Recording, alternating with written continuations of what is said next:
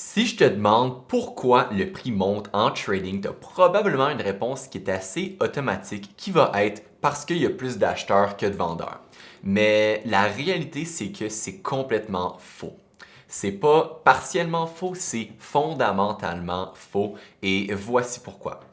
Si tu ne comprends pas comment le prix bouge réellement, tu vas continuer à mal interpréter les mouvements du marché, à te faire piéger au mauvais endroit et à honnêtement chercher des explications qui n'ont pas d'affaire. Alors, dans cette vidéo, je vais t'expliquer exactement ce qui se passe vraiment dans le marché à chaque instant.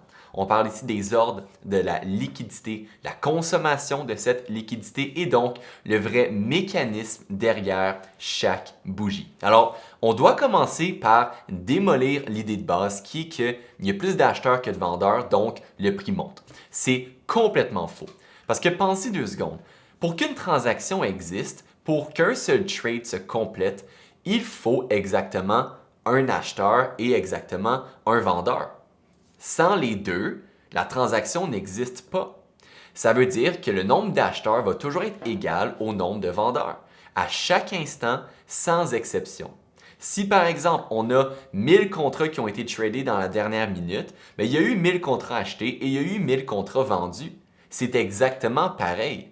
Alors, si le nombre est toujours égal, pourquoi est-ce que le prix bouge? C'est là qu'on doit comprendre ce qu'est vraiment un ordre. Alors, qu'est-ce qu'on veut dire lorsqu'on parle d'un ordre? Et la réalité, c'est qu'il existe 2 ordres fondamentaux dans le marché. On a les ordres limites, qui vont être finalement les limit orders qu'on entend souvent, et les ordres au marché qui vont être les market orders. Un ordre limite, c'est une intention. Alors, tu dis, je suis prêt à acheter à 5100 par exemple, mais pas plus cher. Alors, cet ordre-là va rester dans le carnet d'ordre, qui va être finalement le fameux order book. Et il attend. Ces ordres-là, on les appelle les ordres passifs. Alors, ils ne bougent pas le prix, ils attendent. Mais ensuite, on a l'ordre au marché qui est complètement différent. Lorsqu'on prend un ordre au marché qui est finalement le market orders, tu vas dire j'achète maintenant au meilleur prix disponible. On appelle ça un ordre agressif. Alors cet ordre-là va aller chercher les ordres limites existants et va les consommer immédiatement. C'est la grande différence entre les deux. Alors voici ce que ça donne vraiment concrètement. Imagine que le prix du ES est à 5700. Alors dans le carnet d'ordre, on va avoir des vendeurs qui vont placer des ordres limites à 7525 par exemple, 7500.5, ensuite 7500.75. Alors à tous ces prix-là, on va avoir des ordres limites de vente. Mais là, on a un gros acheteur qui arrive avec un gros ordre au marché.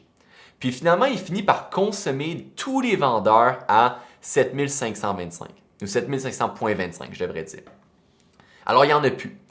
Mais la réalité, c'est que son ordre n'est pas encore complètement rempli. Alors, qu'est-ce qu'il va faire? Il va continuer. Et là, il va finir par consommer les ordres à 7500.50 et 7500.75. Alors, qu'est-ce qui va se passer? Mais le prix vient maintenant de monter à 7500.75. On a passé de 7500 à 7500.75 par exemple, pas parce qu'on a eu plus d'acheteurs. C'est pas du tout comme ça que ça a fonctionné. C'est pas parce qu'il y a eu plus d'acheteurs que de vendeurs. C'est parce que tous les acheteurs agressifs ont épuisé les vendeurs passifs disponibles à chaque niveau. Alors le prix a dû graduellement monter pour trouver d'autres vendeurs. Et c'est ça finalement la vraie mécanique du prix. Et ce qu'on vient de décrire, c'est ce qu'on appelle finalement, en d'autres mots, la consommation de liquidité. Alors la liquidité, pour se rappeler, là, j'en discute souvent, mais ça représente finalement l'ensemble des ordres limites présents dans le carnet à un moment donné. Alors ça va être les vendeurs, par exemple, qui attendent à tel prix et les acheteurs qui attendent à tel prix. Et ensuite, quand on a un ordre au marché qui arrive, mais il vient consommer la liquidité. Et quand toute la liquidité disponible à un certain niveau de prix est consommée, qu'est-ce qui se passe? Mais le prix doit se déplacer pour en trouver d'autres, et d'autres, et d'autres. Et c'est pour ça que le prix ne bouge pas de façon continue et linéaire. Il avance par palier, parce qu'il va finalement consommer la liquidité niveau à niveau, en y allant vraiment là, palier par palier. Maintenant, ce qui va déterminer la vitesse et l'ampleur du mouvement, c'est ce qu'on appelle le déséquilibre entre la quantité d'ordre au marché agressif et la quantité d'ordre de liquidité passive. Alors, ça va toujours être les deux côtés qu'on va regarder. Si on pense qu'on a, par exemple, beaucoup d'acheteurs agressifs, mais peu de vendeurs passifs disponibles, mais le prix va monter. Et si finalement on a beaucoup de vendeurs passifs qui sont bien positionnés, mais peu d'acheteurs agressifs, le prix va stagner ou va même chuter. C'est pas le nombre de participants qui compte, c'est toujours le déséquilibre entre ce qu'on va appeler l'agressivité et la passivité, qui vont représenter finalement nos deux types d'ordres. Et quand tu comprends ça, tu commences à voir les graphiques complètement différemment. Parce qu'un support ou une résistance, c'est pas de la magie, c'est un niveau où il y a eu une concentration de liquidité passive. Quand le prix finalement revient à un niveau qu'il a déjà testé, souvent c'est parce que ce niveau-là va encore avoir des ordres qui n'ont pas encore été remplis. Alors, il y avait des participants qui avaient placé des ordres limites là et ces participants-là attendent encore, ce qui risque de donner une certaine réaction au marché. Et c'est aussi pour ça que les zones où on a beaucoup de volume agissent quasiment comme des aimants. C'est parce que beaucoup de transactions ont eu lieu là et beaucoup d'ordres ont été exécutés. Et souvent, des ordres non remplis vont encore être au même niveau. Alors le prix ne revient pas à ces niveaux-là par coïncidence, il revient parce que finalement, il y a encore de la liquidité qui reste là, qui va pouvoir être consommée.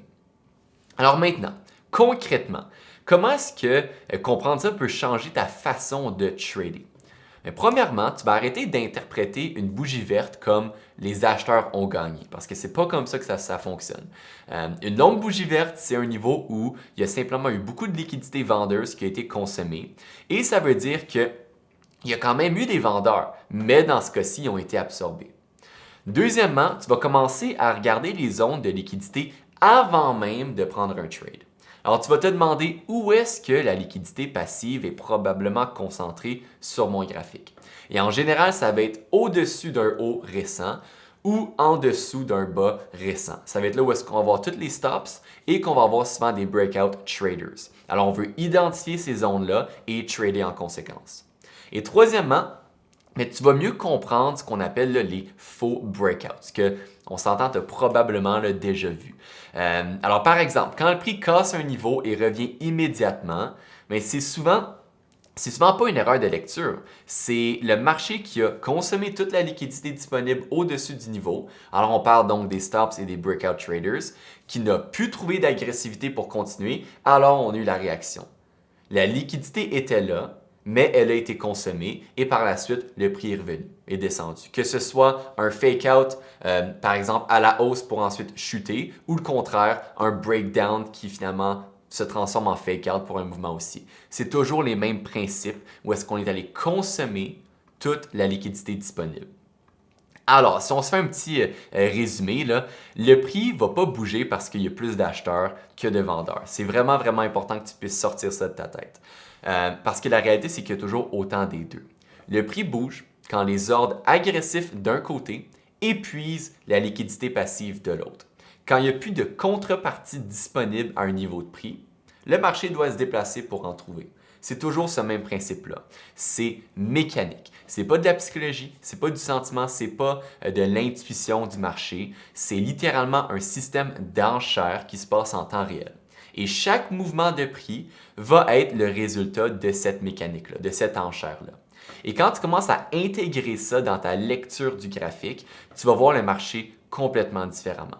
Tu vas réaliser que finalement les zones de support et résistance ont un sens beaucoup plus précis, que les faux breakouts sont beaucoup plus lisibles et que les grandes bougies, quand on augmente très rapidement ou on chute très rapidement, c'est souvent littéralement une question de liquidité et une question de mécanique. Alors écoute, si tu as des questions sur ce principe-là qui est honnêtement pas souvent enseigné, n'hésite surtout pas à laisser des questions dans les commentaires. Ça va me faire plaisir de t'aider davantage à ce niveau-là. Alors n'hésite vraiment pas. Et si jamais tu veux aller plus loin dans ta compréhension du marché, on peut absolument t'aider ici à JB Trading. Puis écoute, je t'invite à cliquer sur le lien dans la description pour avoir plus d'infos ou sinon tu peux simplement nous envoyer un message, puis on va pouvoir justement te donner plus d'informations. Alors sur ça, j'espère que tu as apprécié. Je te souhaite une excellente journée, un excellent trading. Au revoir.